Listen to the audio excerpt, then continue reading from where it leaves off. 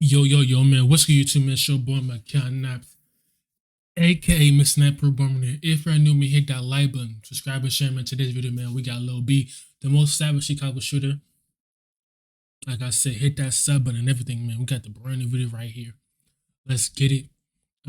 The same for Saturday and Sunday, guys. You guys will be getting either Saturday 4 videos and then Sunday 3 videos. I don't know. We're gonna see. Chicago drill let everyone know how wild the streets really are, but most fans have no idea about one of the scariest killers in the city.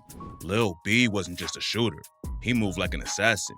From popping out of trash cans with a strap, to dressing up like a homeless person to catch him lacking, today we're breaking down the wild stories behind why his ops were so terrified. Lil B came up in the south side of Chicago, repping a set called TYMB. He was cool with all the dudes over there like TYMB Fefe, and a lot of his cousins rep the same set. Rumors say his cousin Cortez is allegedly the shooter who killed Tuka. Tuka was affiliated with TYMB cool with Lil Durk in them.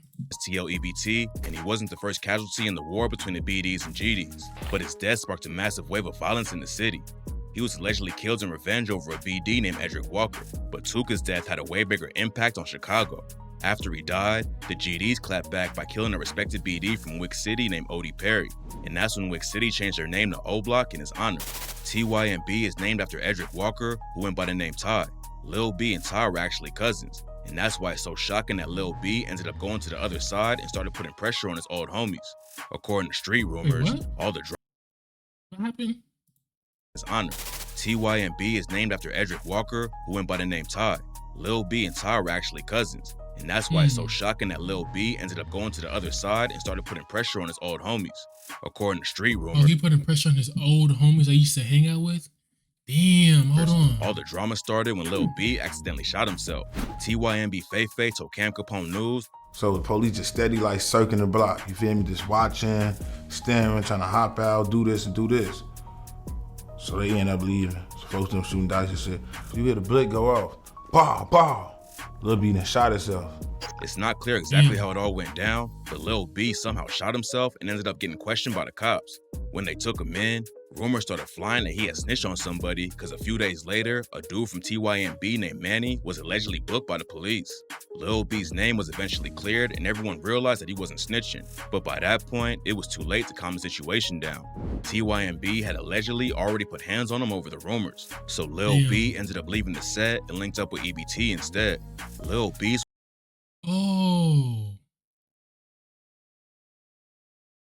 they beat him up over the rumors, so then he switched to, oh, damn, hold on.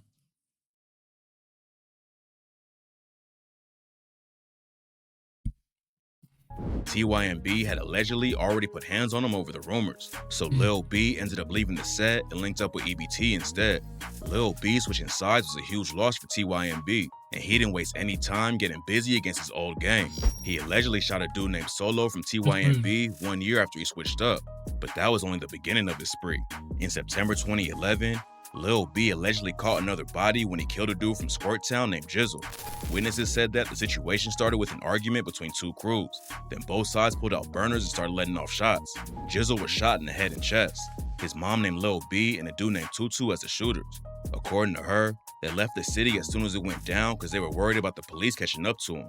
Tutu was murdered just a couple months later, but the heat on his name didn't slow Lil B down at all. Just a month after he allegedly killed Jizzle, Lil B was right back on the hunt for ops. According to rumors, Lil B was sliding in op territory with two dudes named Drizzy and So Icy when he spotted a dude from Trap City named Rio. That's just crazy how, I think it's crazy how Lil B was cool with TYMB and then they fucked him up over the snitching allegations or rumors. Then he switches sides and then he goes on a killing spree and kills his own homies that he used to hang out with. That is crazy. City or Zone 7 is a hood that beefs with STLEBT, so Lil B allegedly started letting off shots from inside the whip and killed Rio on sight. Lil B had allegedly already taken out 2 ops in just a month, but this next story really explains why his enemies were so terrified of him. Less than 2 weeks after Rio's murder, Lil B allegedly walked straight up to O Block and caught another body. On October 18, 2011, a dude from O Block named Jay Hood said he was out on the block with Oogie, T-Stick, Boss Money, and Platoon. He was supposed to hit another spot with them, but he got a phone call and had to run upstairs to see somebody real quick. But by the time he got to the staircase, shots were already going off. Jay Hood ran upstairs to look out the window, and that's when he saw two shooters standing over Oogie on the street. After the shooters ran off, Jay Hood went to check on Oogie, and that's when he discovered Oogie wasn't the only victim. Platoon was laying on the ground with bullets in his head, arms, leg, and chest. Oogie survived the shooting, but Platoon was later pronounced dead, and Lil B was the #1 suspect. Lil B didn't move like most shooters. He stayed pretty low-key and didn't brag about his hits on social media, but that didn't keep the cops off of his trail. He was named as a suspect in over 30 cases, including the murder of Jizzle. Hey, how did he get into O Block or Wick City? It was called Wick City, and he murdered some. It's crazy how if Jay Hood, whatever they said, the person said that he got a phone call, went upstairs, and then he looked out the window and his homies, one's probably dead or bleeding to death, and the other one is, he's still alive now. 2. Lil B had allegedly already killed 3 people in 2011, but he still wasn't finished. That's crazy. On December 17, 2011, Lil B and King Lil J were allegedly out robbing people all day. Lil J and Lil B were always tight, and Jay even shouted him out on the track Keep It On Me when he raps, "I'll be damned if a nigga LA me," or Sherrod when he got hit across the street, "No, no, no, I can't go like OD," with the XD, rock out like Lil B. We don't know exactly how it went down, but Jay and Lil B allegedly walked up to a car full of dudes to rob him. One of them allegedly handed over his watch, but then the driver sped off, and that's when Lil B started shooting. He hit the driver in the head, and he was pronounced dead on the scene by paramedics. A few months later, a dude from O Block named Sherrod was shot and killed, and the gun used to kill him was the same one that took out Jizzle. This led some people to believe that Lil B was a shooter, but rumors say it was actually a dude from STL named Boss Trail. Lil B got locked up a couple times in 2012, but didn't stay. That's crazy, bro. Shooting the driver head. He shot the driver in the head, y'all. In the head. Behind bars for long, and he allegedly slid into O Block 2 more times that November. That same year, he allegedly caught another body from Zone 7 Trap City when he killed a dude named Scooter. Lil B was allegedly putting in a crazy amount of work for the set, but that didn't mean he wasn't taking losses too. In October 2012, Lil B's homie P5 was either on his way to get coffee or pick up some weight. There's different rumors about what he was actually doing that morning, but he definitely wasn't expecting what happened next. According to some reports, P5 got to the spot and was ambushed by King Von, J Money, Big A, LA Capone, and Manny. P5 tried to run off, but Manny allegedly shot him in the back and he fell down. That's when the rest of them all walked up and brutally executed P5 on the ground with 6 shots to his face. How do they know that though? Hey, how do they know that though? That really happened. That's sad, bro. They shine your back and then they run up and execute you like that close. That's just sad, bro. P5's death was a major loss for Lil B, but he allegedly got revenge on one of the killers less than a year later. In September 2013, J Money was with Prince Dre and E-Dog driving to a local laundromat. What they didn't know was that Lil B was hunting them down the whole time. He was being driven by an unknown dude, and Lil B crouched down in the whip so J Money and the others couldn't see him. They followed the ops for a while, then Lil B's homie dropped him off at a corner around the laundromat. Lil B ducked behind a house and went through the alleyway, and that's when he caught J Money loading his laundry up and started letting off shots. J Money got hit in the legs and fell down immediately. He tried to hop back up and run away, but Lil B was already on him.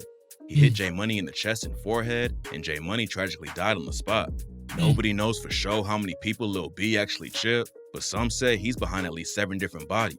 Only a few of them.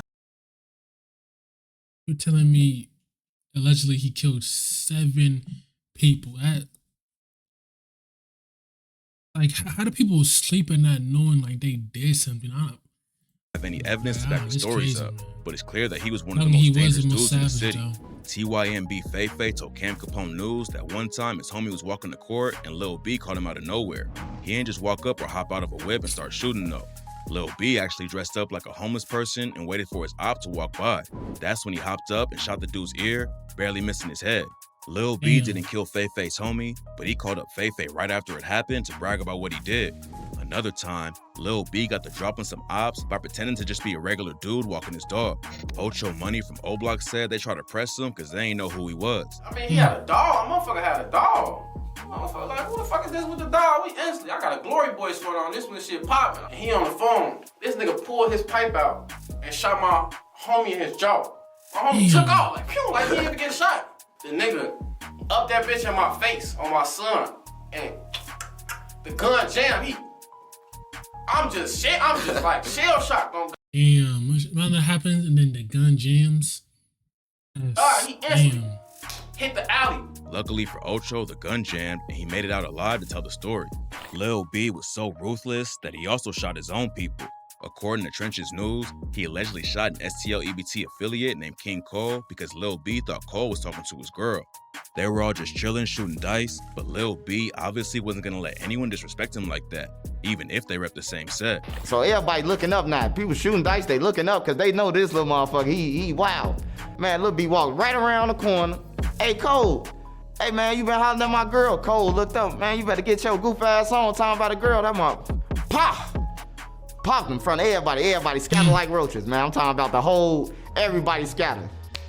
If half of the stories about Lil B are true, he was one of the most savage shooters in the history of Chicago.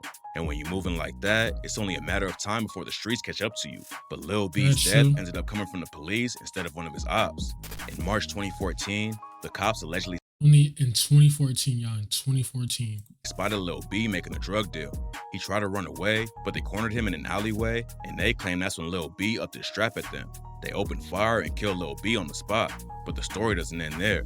Lil B was shot 7 times in the back, and his homie said he didn't even have a gun on him that day. Rumors say that the cops wanted to get him off the streets by any means necessary, so they took the opportunity that day when he ran from them. What's really wild about the story is that Lil B had actually just got a legit job cleaning houses.